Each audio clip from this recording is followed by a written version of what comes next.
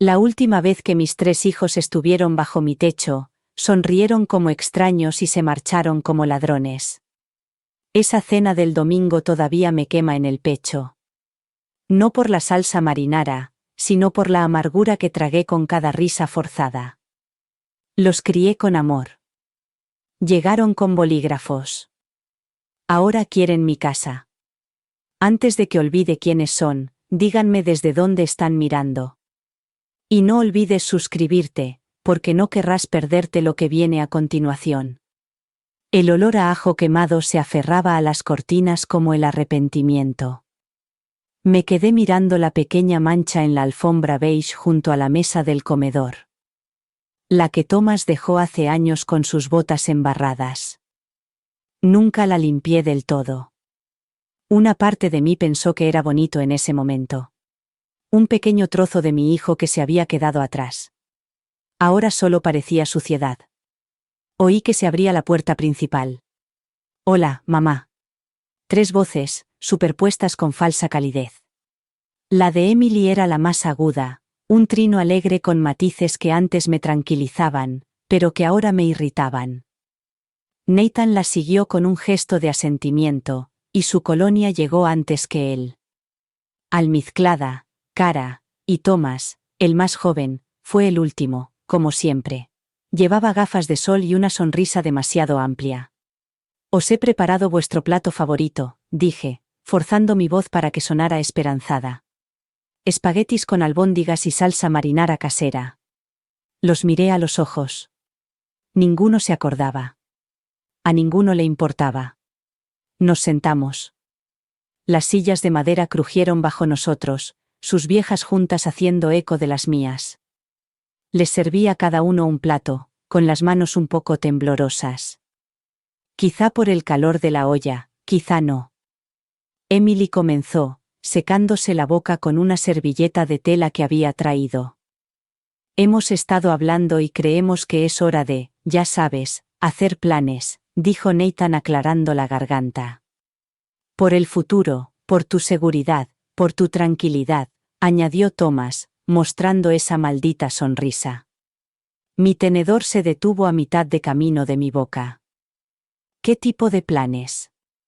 Emily buscó su bolso, el rojo con la hebilla dorada que le regalé las navidades pasadas. Ni siquiera se acordaba. Empujó una carpeta por la mesa, de color crema, demasiado formal, demasiado definitiva. «Es solo una simple transferencia bancaria», dijo. «Hemos hablado con alguien. Si nos cedes la casa ahora, será más fácil para ti, para todos nosotros», añadió Nathan, mirándome directamente a los ojos, con una mirada más fría de lo que recordaba. Thomas se inclinó hacia adelante, con los codos sobre la mesa, imperturbable. «Ya sabes, por si acaso, antes de que las cosas se compliquen. Últimamente se te olvidan cosas, ¿verdad?» Se me hizo un nudo en el estómago. Ahí estaba. La frase, la puñalada, el cuchillo detrás de la sonrisa. Me reí. Se me quebró la voz. «Así que ahora estoy perdiendo la cabeza, ¿no?» «Nadie ha dicho eso», se apresuró a decir Emily. «Pero solo queremos estar preparados por si no recuerdas quiénes somos», dijo Thomas con una sonrisa. Creía que estaba siendo gracioso.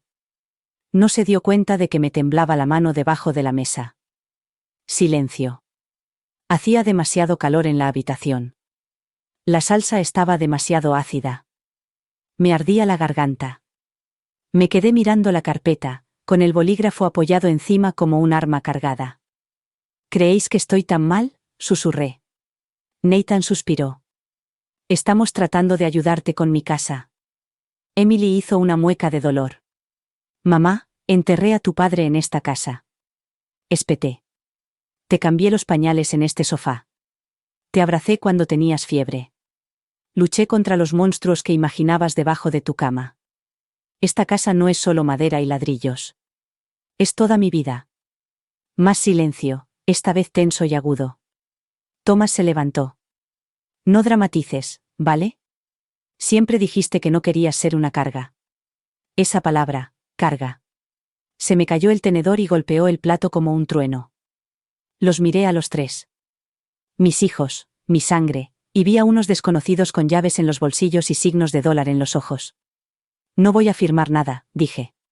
Nathan también se levantó. Al final lo harás. Emily lo miró. Nathan la interrumpió. Lo hará. Solo necesita tiempo. No dije nada. No podía. Se me cerró la garganta. Se marcharon 1 hora más tarde. Apenas tocaron la comida. Ni siquiera fingieron despedirse en la puerta. La casa volvió a quedar en silencio. Demasiado silencio. Me hundí en la silla. La que tenía una pequeña grieta en el reposabrazos. En la que solía mecerlos cuando no podían dormir. Me quedé allí sentada durante mucho tiempo, mirando la carpeta que habían dejado. El bolígrafo seguía allí. Lo cogí. Lo partí por la mitad y entonces supe que no solo intentaban quitarme mi casa. Intentaban borrarme, y yo no iba a dejárselo. La sala de espera olía a antiséptico y revistas viejas. Me senté en la silla de vinilo rígida. Mi bolso se aferraba a mí. Regazo como un salvavidas. El reloj hacía demasiado ruido. Una enfermera joven, que no parecía tener edad para conducir, y mucho menos para dar el tipo de noticias para las que me estaba preparando, llamó a mi nombre, Margaret Hill. Sonreí de todos modos. Eso es lo que hacen las mujeres como yo. Sonreír. Mantener la calma. Facilitarles las cosas a los demás. Dentro de la consulta del médico, las paredes eran de un beige anodino. De esos que te hacen sentir pequeño, como el papel pintado de un motel olvidado. Me concentré en una fotografía enmarcada de una cordillera.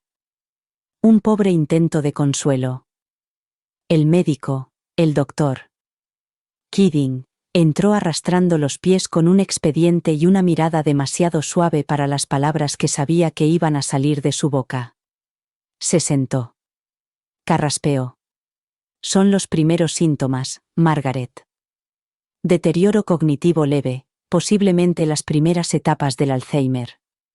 Me golpeó como agua helada, no como una bofetada, más fría, más lenta, como ahogarse sin agitarse. Intenté hablar, pero sentí que la lengua se me pegaba al paladar. Finalmente lo conseguí. Solo se me olvidaban las palabras, los nombres. Eso pasa con la edad. Sí, dijo con delicadeza. Pero, junto con los resultados de las pruebas, sugiere un patrón. ¿Un patrón? ¿Esa palabra? Como si me estuviera convirtiendo en una estadística. Bajé la mirada hacia mis manos. Mi anillo de boda seguía allí, aunque Henry ya no estaba. Mis dedos habían empezado a parecerse a los de mi madre, más delgados, arrugados. Me pregunté si así se habría sentido ella cuando empezó a olvidarse de mi cumpleaños. ¿Es definitivo? No es definitivo. Todavía no. Pero le recomiendo que empecemos a hacer un seguimiento. Quizá deberíamos estudiar los trámites legales mientras su cognición aún es buena. Trámites legales. Sentí como si me estuvieran escoltando silenciosamente fuera de mi propia vida. Me entregó un folleto. No leí el título, solo lo guardé en mi bolso como si fuera un recibo vergonzoso. Cuando me levanté para irme, noté algo a través del cristal de la puerta abierta. Un movimiento. Me acerqué un paso, entrecerrando los ojos. Thomas, mi hijo menor, el que siempre lloraba cuando me iba a trabajar. Estaba fuera de la puerta, de espaldas a la pared, con la cara medio oculta detrás de su teléfono móvil. Me quedé paralizada. No debería estar allí. No me vio. O quizás sí, pero no le importó. Estaba mirando el móvil, riéndose de algo, de pie fuera de la habitación donde acababan de decirme que mi mente podría desintegrarse. Salí. Thomas, sobresaltado, levantó la vista, un segundo demasiado tarde para que pareciera natural. Oh, hola, dijo, guardando el teléfono en la chaqueta. Solo quería ver cómo estabas, saber cómo iban las cosas. ¿Cómo sabías que estaba aquí?, titubeó. Emily me lo dijo. Sentí que se me oprimía el pecho. No era cierto. No se lo había dicho a ninguno de ellos. No quería preocuparlos. O tal vez no quería darles munición. No pensé que te interesara, dije. Entonces su rostro cambió, solo por un momento, como si se diera cuenta de que no estaba tan perdida como él esperaba. Siempre me interesa, mamá. Dijo en voz baja. Solo queremos lo mejor para ti. Esa frase otra vez. Pasé junto a él sin responder, el folleto en mi bolso susurrando como un susurro. Cuando llegamos al coche, se ofreció a conducir. No, dije. Intentó insistir. Dije que no. Había un tono en mi voz al que no estaba acostumbrado. Se echó atrás. Me senté en el asiento del conductor y cerré las puertas antes de que pudiera decir nada más. El trayecto a casa fue silencioso, solo se oía el ruido de los neumáticos viejos sobre el asfalto agrietado.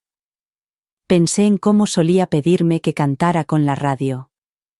Ahora estaba en el asiento del copiloto, mirando su teléfono, probablemente enviando mensajes a sus hermanos. Cuando llegué a la entrada de mi casa, algo había cambiado dentro de mí. No me rodeaban como niños preocupados. Eran buitres, y me di cuenta de algo aterrador. No estaban esperando a que perdiera los nervios. Esperaban que lo hiciera. Cuando salió del coche y me dijo adiós entre dientes, me quedé atrás. Lo vi alejarse, alto y despreocupado. El mismo niño al que una vez abracé cuando tenía fiebre, ahora convertido en un hombre al que no reconocía. Me quedé allí sentada, agarrando el volante. Y en ese momento supe que no se trataba de cariño.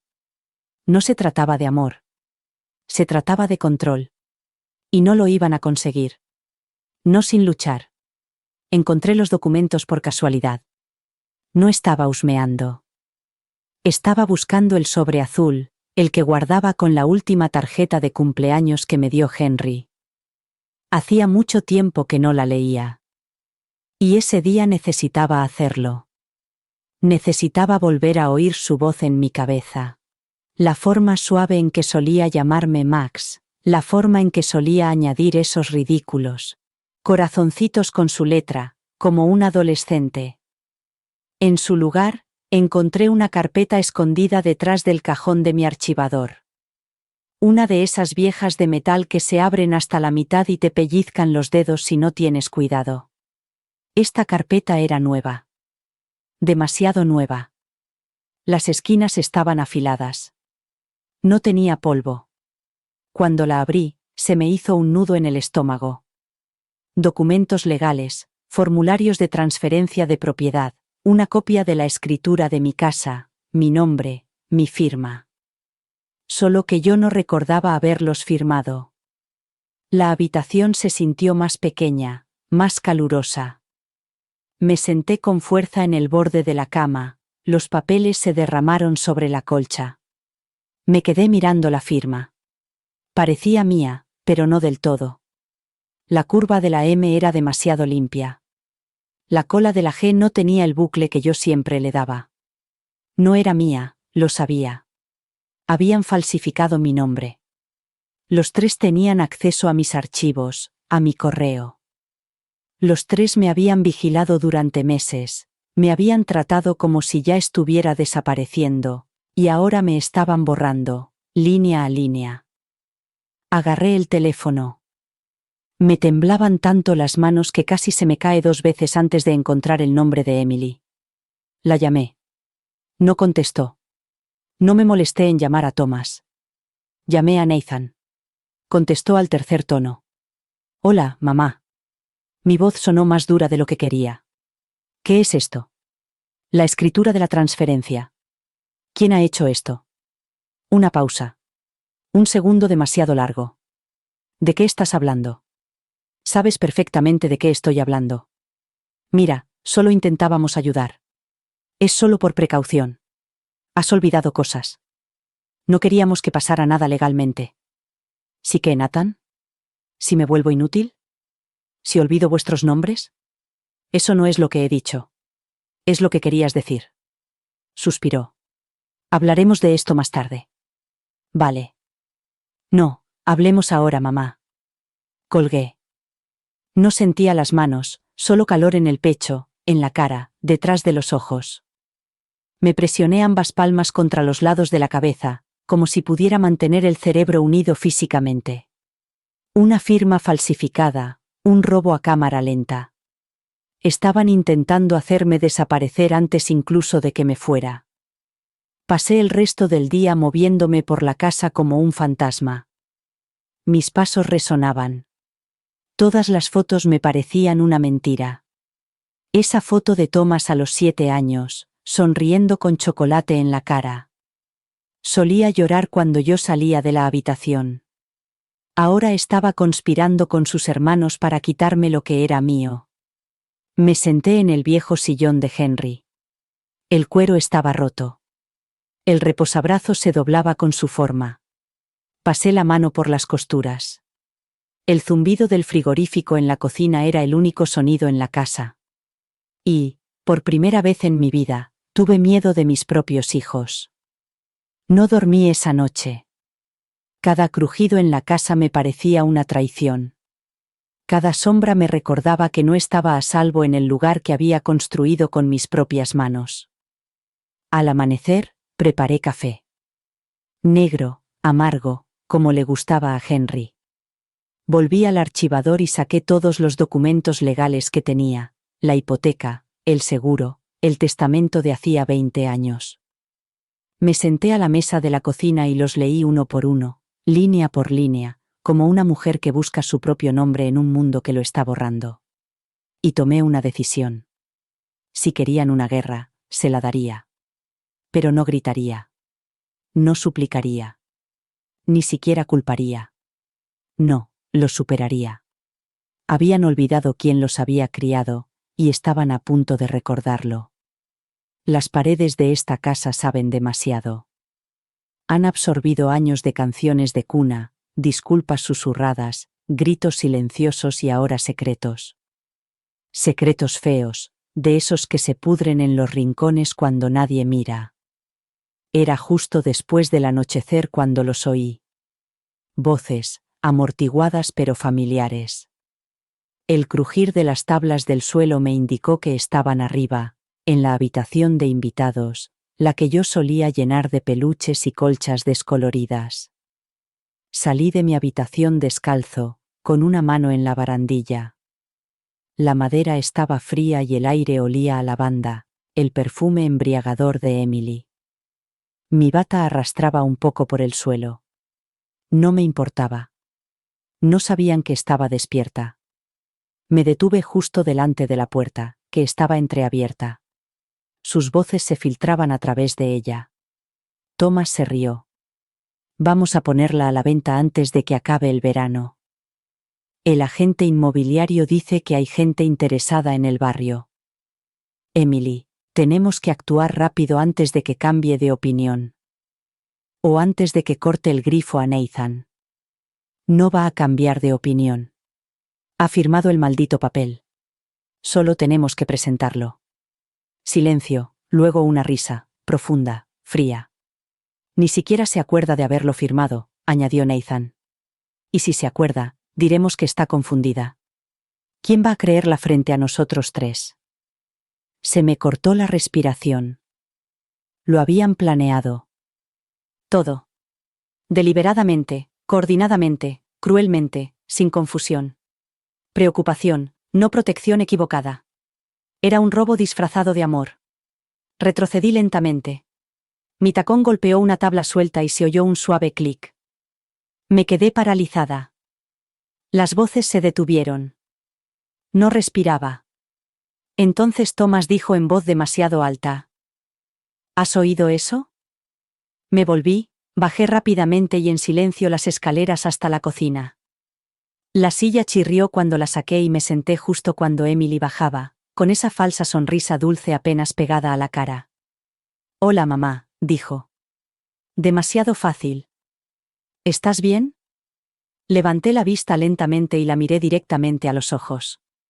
No podía dormir, dije. Detrás de ella, Nathan se cernía en las escaleras. Thomas se quedaba atrás como una sombra. ¿Te preocupa algo?, preguntó Emily, cogiendo la tetera de la cocina. No estaba preparando té. Estaba ganando tiempo. Me encogí de hombros. Solo pensaba en la casa. La pausa en sus manos fue microscópica, pero yo la vi. Oh, llevo 40 años viviendo aquí, dije, dando unos golpecitos suaves en la mesa. Cada grieta del suelo tiene un recuerdo. No creo que pueda marcharme nunca. Thomas entró, esforzándose por parecer despreocupado. Solo es una casa, mamá. No, dije en voz baja. Es mi casa. El silencio se hizo denso. Nathan cambió el peso de un pie a otro. Emily bajó la mirada.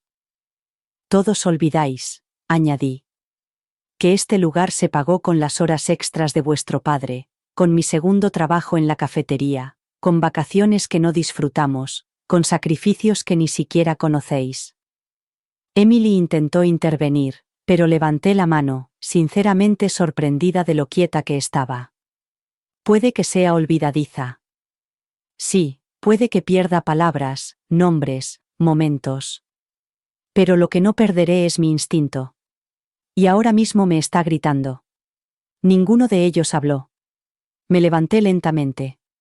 Me temblaban las rodillas, me dolía la columna, pero miré a cada uno de ellos a los ojos. Cuando llegó el momento, dije: recordaréis esta conversación. Nathan apretó la mandíbula. ¿Nos estás amenazando? Sonreí. La sonrisa no llegó a mis ojos. No, Nathan, yo recuerdo. Me alejé, con los pies firmes sobre las frías baldosas. Habían intentado ocultar su traición a puerta cerrada, pero habían olvidado algo importante. Esta sigue siendo mi casa, y lo oye todo.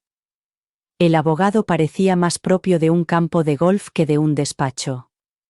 Pantalones caqui, mocasines, sonrisa demasiado amplia, habla demasiado rápido. Encantado de conocerla por fin, señora Hill, dijo, tendiéndome una mano que no quería estrechar.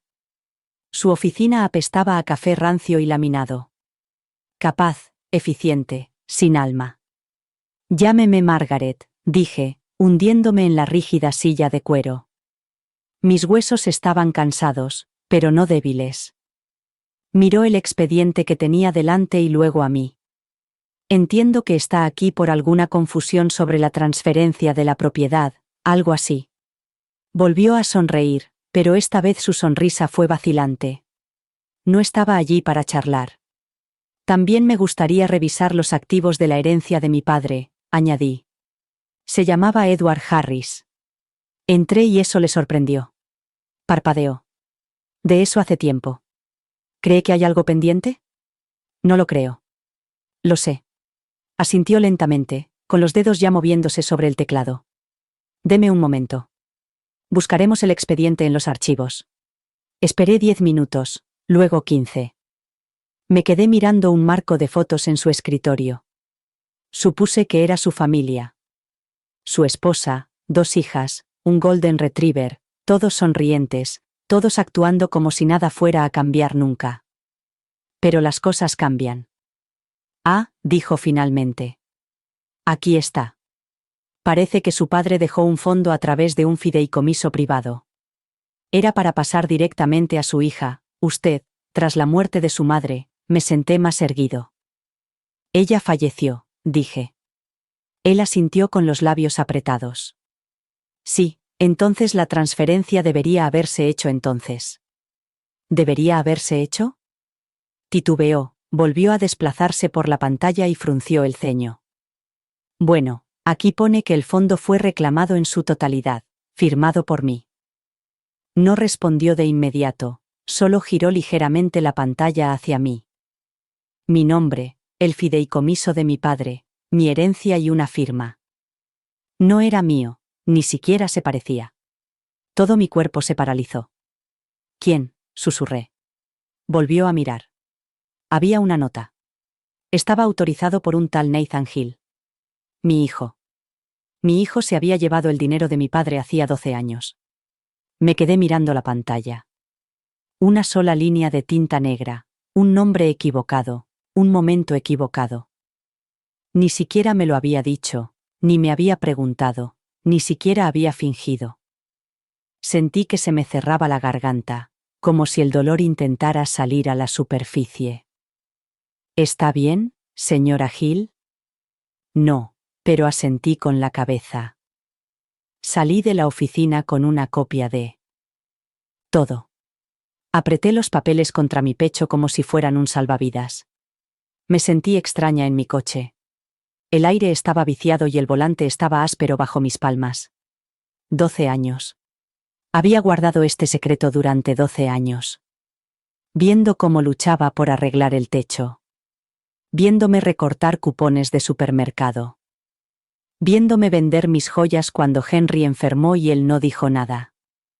Esa noche me senté en el salón, con las luces apagadas y la casa en silencio.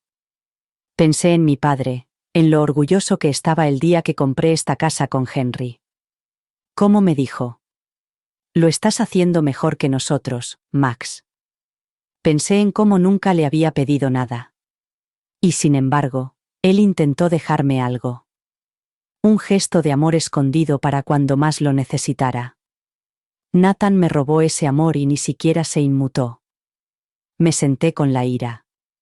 Dejé que me invadiera. Dejé que se asentara.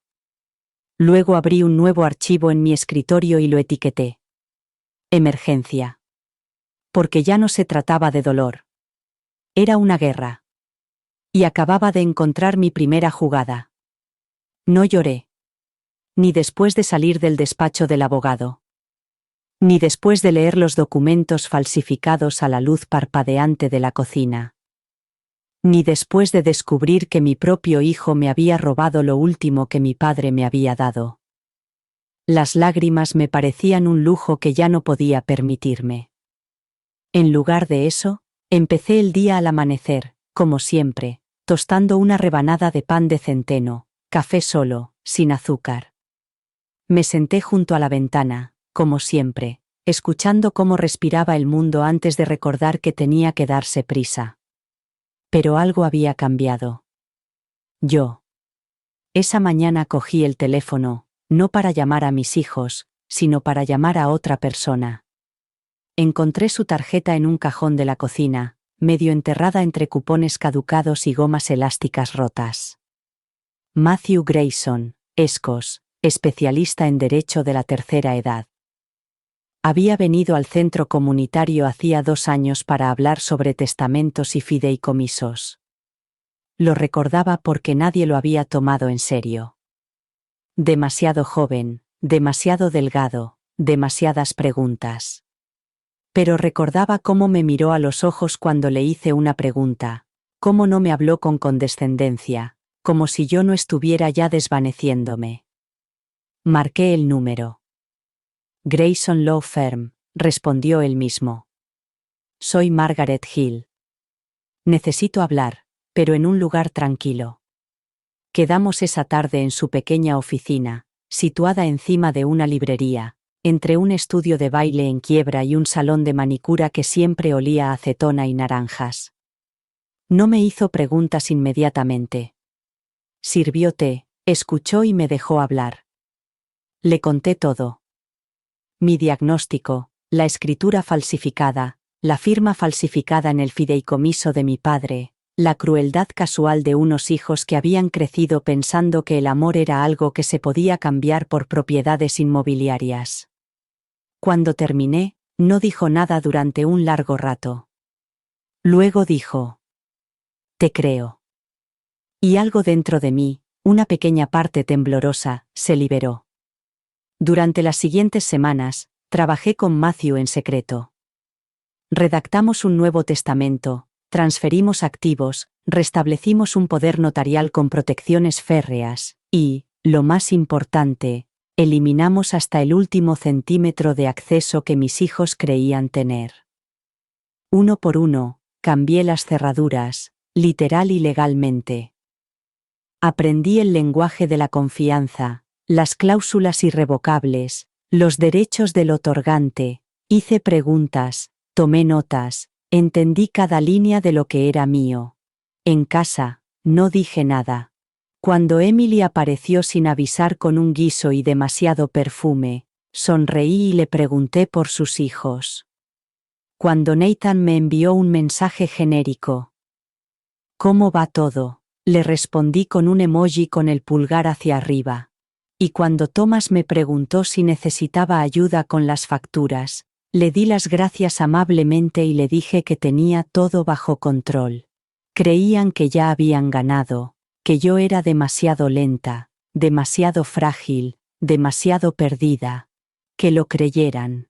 Que pensaran que estaban tratando con la misma mujer que planchaba sus togas de graduación, y se quedaba despierta toda la noche horneando pasteles de cumpleaños con mezclas envasadas y los ojos cansados. No me conocían ahora. No esta versión.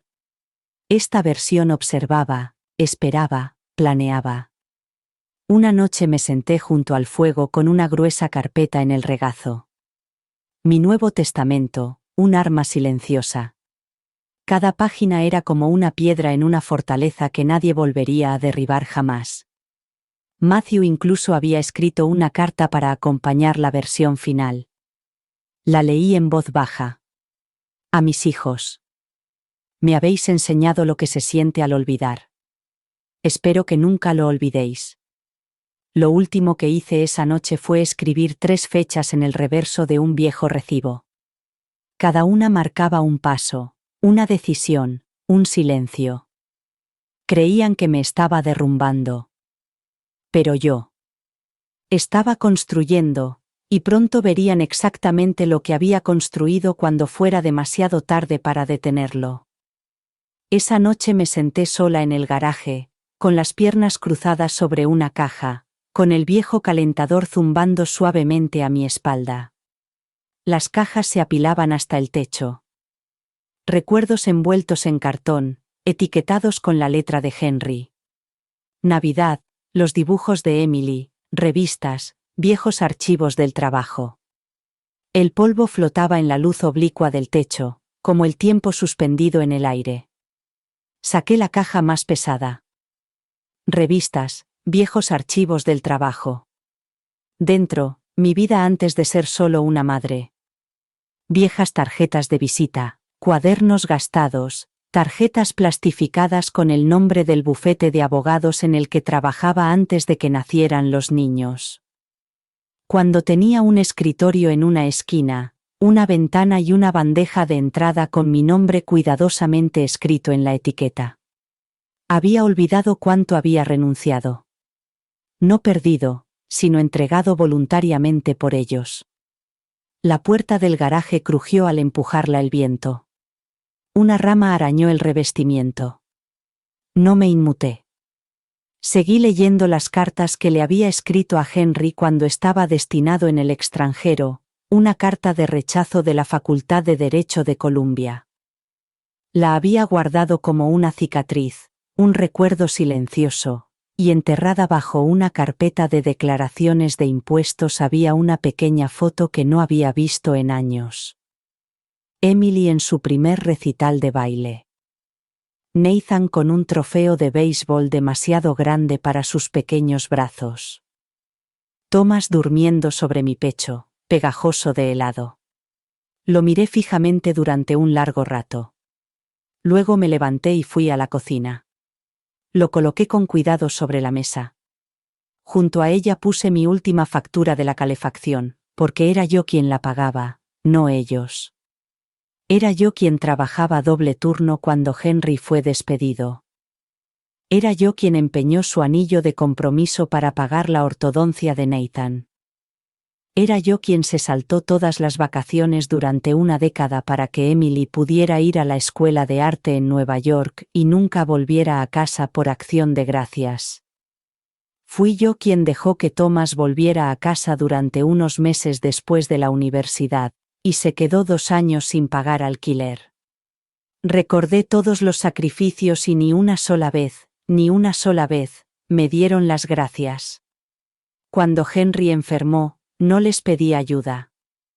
No porque no la necesitara, sino porque ya estaban demasiado ocupados, demasiado distantes, demasiado cómodos dejándome cargar con todo el peso. Cociné, le bañé y le abracé en cada ataque de tos, en cada caída. Cada día olvidaba su propio nombre, pero recordaba el mío con los labios temblorosos. Y después de su muerte, ni siquiera se quedaron una semana completa. Nathan tenía una conferencia. Emily tenía la inauguración de una galería. Thomas ni siquiera apareció. Solo se acordaron de mí cuando llamó un abogado. Ahora revoloteaban como moscas alrededor de una herida, esperando a que me pudriera. Pero yo no había terminado. Todavía no. Subí las escaleras, abrí el armario y saqué el diario de cuero marrón que había mantenido escondido desde entonces. Dentro había registros, recibos, diarios de todos los préstamos que les había hecho, todas las promesas incumplidas, todas las visitas perdidas, cada una con fecha y detalles. Entonces no llevaba un registro. Pero ahora necesitaba tener una visión completa. Porque cuando la gente reescribe tu historia, la única forma de sobrevivir es asegurarte de que tu verdad sea más fuerte que su ficción. Pasé a una página en blanco y escribí. Creen que lo he olvidado. Lo recuerdo todo.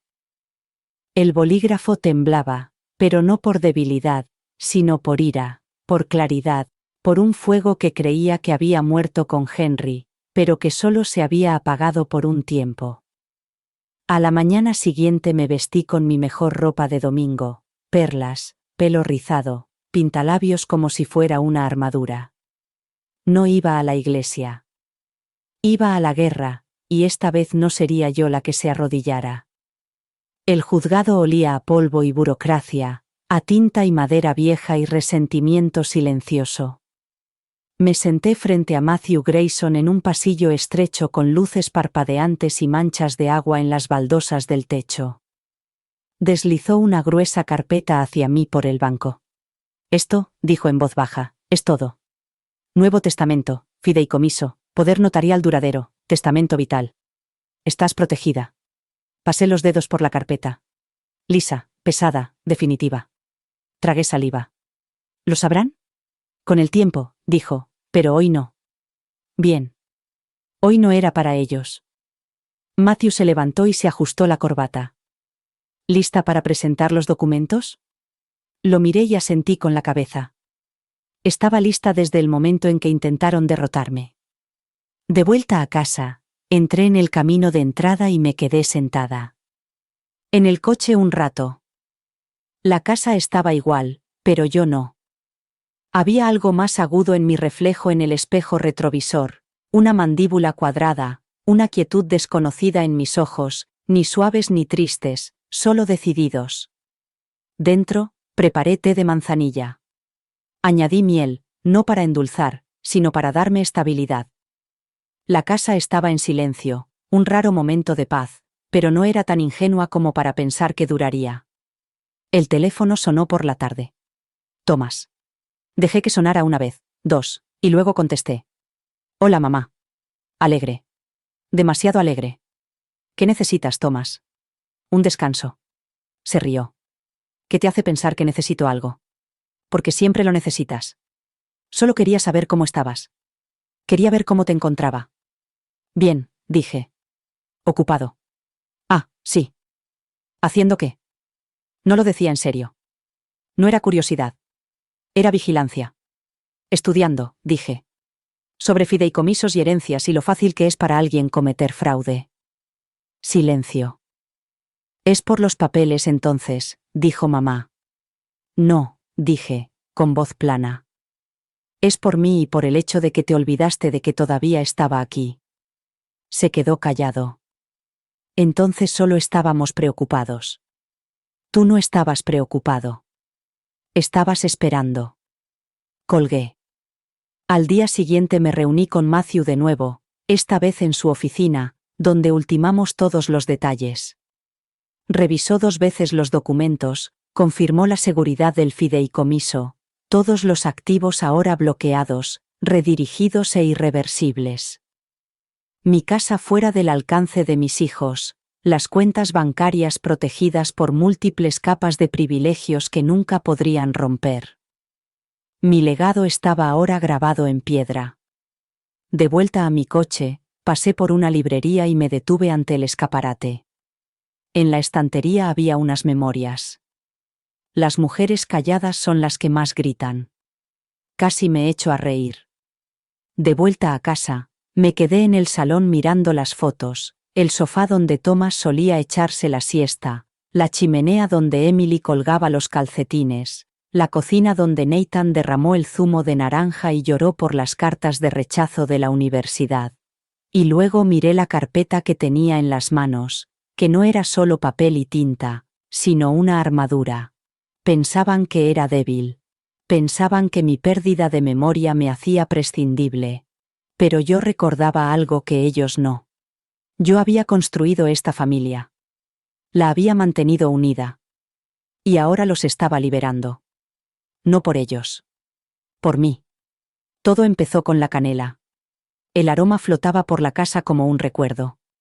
Cálido, dulce, familiar. Hacía años que no hacía mi pastel de manzana. No desde antes de que Henry enfermara. Pero esa noche volvía a estar en el menú. Puse la mesa con mi mejor vajilla, la vajilla de boda, blanca con pequeñas enredaderas doradas en el borde, la vajilla que solo usábamos en días festivos y una vez, la noche en que Henry me dijo que se estaba muriendo. Esa noche la usaría para otra cosa. Justicia. Encendí las velas, doblé las servilletas. Incluso puse ese viejo disco de Frank Sinatra que a todos les parecía ridículo. Quería que se sintieran nostálgicos. Quería que creyeran, solo por un momento, que estaba volviendo a ser la mujer sobre la que creían que podían pisotear. Llegaron puntuales. Emily fue la primera, sus tacones resonaban en el suelo de madera como acusaciones. Nathan entró detrás de ella, con el teléfono pegado a la palma de la mano.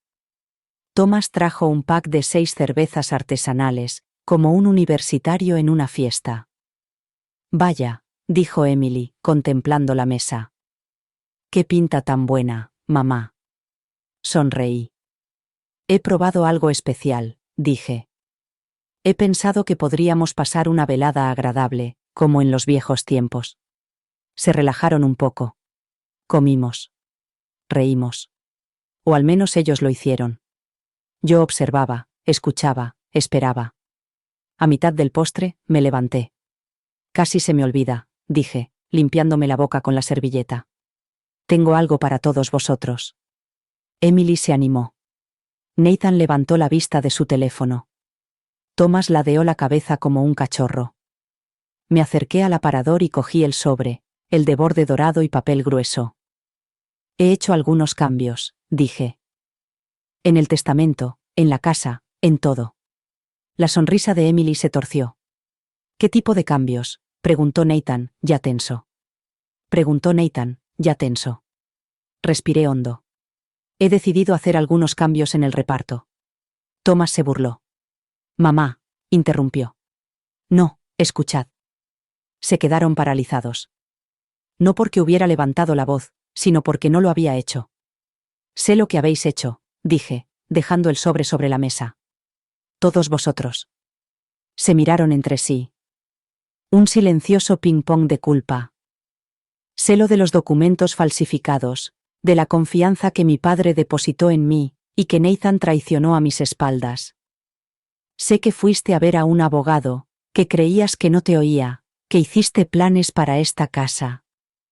Emily abrió la boca y la cerró. Nathan apretó la mandíbula. Thomas bajó la mirada al plato. Puede que olvide nombres, fechas, a veces porque entro en una habitación, pero nunca olvidaré ese silencio. Empujé el sobre por la mesa. Dentro está el testamento actualizado. Todo se ha puesto en un fideicomiso, irrevocable, a prueba de bombas. Mi casa ya no es tuya para que la disputes. Thomas levantó la vista. ¿Qué demonios, mamá? ¿Qué demonios? Repetí en voz baja. Falsificaste mi firma, Thomas. Intentaste robarme. Se puso de pie. Estás paranoico. Yo también me puse de pie, con calma. Entonces demándame, susurró Emily. Mamá, estás exagerando. No, dije, por primera vez en décadas, estoy siendo clara. Me volví hacia Nathan. ¿Y tú? Robaste el dinero que se suponía que debía protegerme. El dinero que mi padre me dejó y tú te lo quedaste. Durante todos mis años de lucha, durante la enfermedad de mi padre, durante todos los sacrificios que hice, nunca diste un paso al frente. Su rostro estaba pálido. Quería compensarte. No, no lo hiciste, dije. Y ahora no tendrás la oportunidad. Di un paso atrás. No te voy a dejar esta casa ni mi dinero. No te voy a dejar nada más que la verdad. Sus sillas se arrastraron al levantarse. Las voces se alzaron. No respondí. Fui a la cocina y me serví un vaso de agua. Dejé que el ruido se desvaneciera a mi espalda. Cuando volví, estaban a medio salir por la puerta. Demasiado conmocionados para gritar, demasiado avergonzados para llorar. Vi cómo sus espaldas desaparecían en la oscuridad. Y, por primera vez en mi vida, no me sentí madre. Me sentí como una mujer que reclamaba su nombre. Las cartas llegaron a la mañana siguiente. 3 sobres, gruesos, blancos y sellados con un peso mucho mayor que el de la tinta o el papel. Uno para cada uno de ellos. Sin ceremonias, sin avisos, sin dramas. No les escribí, no les llamé. Ya habían hablado bastante. Dentro de cada carta había un mensaje personal, escrito a mano, deliberado, definitivo, no solo una declaración de la verdad, sino un ajuste de cuentas. A Emily le escribí. Siempre hablabas de arte, belleza, legado, pero cuando se trataba del mío, solo veías una oportunidad. Usaste mi memoria que se desvanece como una escalera. Pisoteaste mi dignidad con tus zapatos de diseño. Esta casa no será tu galería. A Nathan le escribí. Siempre fuiste el líder, el que tomaba las decisiones. Pero tomabas decisiones por mí, no conmigo. Me robaste antes de que yo siquiera supiera que me faltaba algo. La confianza que mi padre construyó para mí. La gastaste en ti mismo. Espero que te haya comprado todo lo que creías que yo no necesitaba. A Thomas le escribí. Solías llorar cuando salía de la habitación. Ahora te ríes cuando te vas con pedazos de mí. Pensabas que ser el más joven te daba derecho a tomar sin dar nada a cambio. Pero el niño que sostuve en mis brazos ya no está. No reconozco a este hombre. Y no le debo absolutamente nada. Firmé cada carta, no con amor, mamá, sino con mi nombre completo, Margaret Hill. No solo una madre, sino una mujer, una testigo y ahora un muro que nunca volverás a escalar. Luego hice una última parada. Era una pequeña oficina a las afueras de la ciudad. Un edificio de ladrillo, con un toldo azul descolorido, el refugio para mujeres Santa Eliza. Sabían quién era yo cuando entré. No estábamos seguras de que vendrías en persona, dijo la directora en voz baja. Se llamaba June. Llevaba gafas gastadas, no iba maquillada y tenía las manos callosas por el trabajo. No había lujos. Quería hacerlo, le dije. Me indicó que me sentara. Ha hecho algo extraordinario, señora Hill. Negué con la cabeza. No, solo estoy corrigiendo un error que casi cometo. Ya habían iniciado el proceso. Se habían presentado los documentos legales. Se había iniciado la transferencia de la propiedad. Mi casa, mi refugio, mi campo de batalla, mi prisión, ya no era solo mía. Se convertiría en un refugio seguro para mujeres como yo. Mujeres desechadas por las mismas personas por las que una vez vivieron. A Junio se le llenaron los ojos de lágrimas mientras leía la escritura. Está salvando vidas. Asentí, pero mi voz se quebró cuando dije que solo quería que alguien se sintiera seguro allí de nuevo. Esa noche hice una pequeña maleta, metí algo de ropa, mi diario, la última carta de Henry, y me fui. sin fanfarria, sin despedidas. Me mudé a un pequeño apartamento al otro lado de la ciudad. Nada lujoso, solo tranquilo. Mío, el tipo de lugar donde se pueden escuchar los propios pensamientos sin que nadie te diga que se están desvaneciendo. Recibí llamadas durante días. Emily, Nathan, Thomas. Mensajes de voz llenos de incredulidad, luego de ira, luego de culpa disfrazada de indignación. No respondí. El silencio era mi legado para ellos. Que se quedaran con él. Que gritaran en él. Que lo recordaran. Porque a partir de ese momento, su madre no solo se marchó. Siguió adelante. No esperaba que esto se hiciera público. Nunca imaginé que mi historia, mi dolor, se imprimiría con tinta negra en un periódico barato y se pasaría de mano en las colas de los supermercados y las salas de espera. Pero ahí estaba. En la portada del Woodland County Chronicle. Viuda local dona su casa después de que su familia intentara embargarla. Puede que yo los olvide, pero ellos nunca olvidarán esto. Mi foto era pequeña, en una esquina, tomada por detrás mientras le entregaba a June la escritura en el refugio. No me habían pedido una cita, pero utilizaron mis palabras de todos modos, las que escribí en esas cartas. Cuando terminé de preparar el té de la mañana, comenzaron las llamadas. Periodistas, presentadores de programas de entrevistas, grupos de defensa, desconocidos. ¿Podemos publicar su historia? ¿Estaría dispuesta a hablar en nuestro evento? Es usted una inspiración. Inspiración. Una palabra curiosa para alguien que una vez se sentó en una cocina oscura preguntándose si iba a desaparecer. El artículo no mencionaba a mis hijos por su nombre. Gracias a Dios por los pequeños detalles. Pero ellos lo sabían. Todo el mundo en la ciudad lo sabía. Y ellos también. Emily escribió. Nos han hecho parecer monstruos. Nathan envió un correo electrónico. Has arruinado nuestra reputación. Thomas publicó un comentario amargo en la página web de Chronicles con un nombre falso. Pensabas que estaba avergonzada. Pero no lo estaba. Me vieron, me escucharon, me creyeron. Las mujeres se me acercaban en el supermercado, en la farmacia, en el aparcamiento del banco. Gracias, me susurraban. Por demostrarnos que no estamos locas, por demostrarnos que no estamos solas. Una mujer, de unos 60 años, me tocó la mano cuando ambos alcanzábamos la misma lata de sopa. Me miró a los ojos y me dijo. A mí también me llamaban olvidadiza, pero recordé lo suficiente como para cerrar mi cuenta bancaria antes de que mi hijo la vaciara. Sonreímos, y eso fue suficiente. El refugio enviaba actualizaciones semanales, fotos, historias, progresos. La sala, mi antigua sala de estar, era ahora una sala de lectura. Luces cálidas, estanterías llenas de libros, mujeres tranquilas que no tenían ningún otro lugar a donde ir tenían un lugar con mi nombre en la escritura.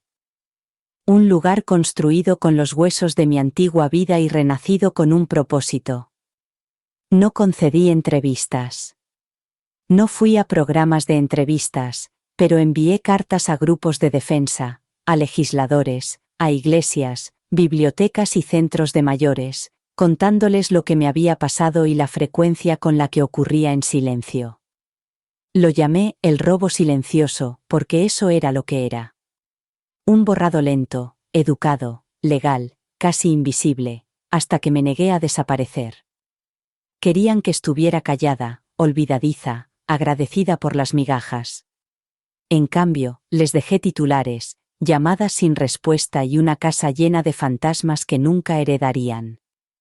Esa noche me quedé de pie en la cocina de mi nuevo apartamento, más pequeño, sí, pero lleno de luz, y preparé otra taza de té.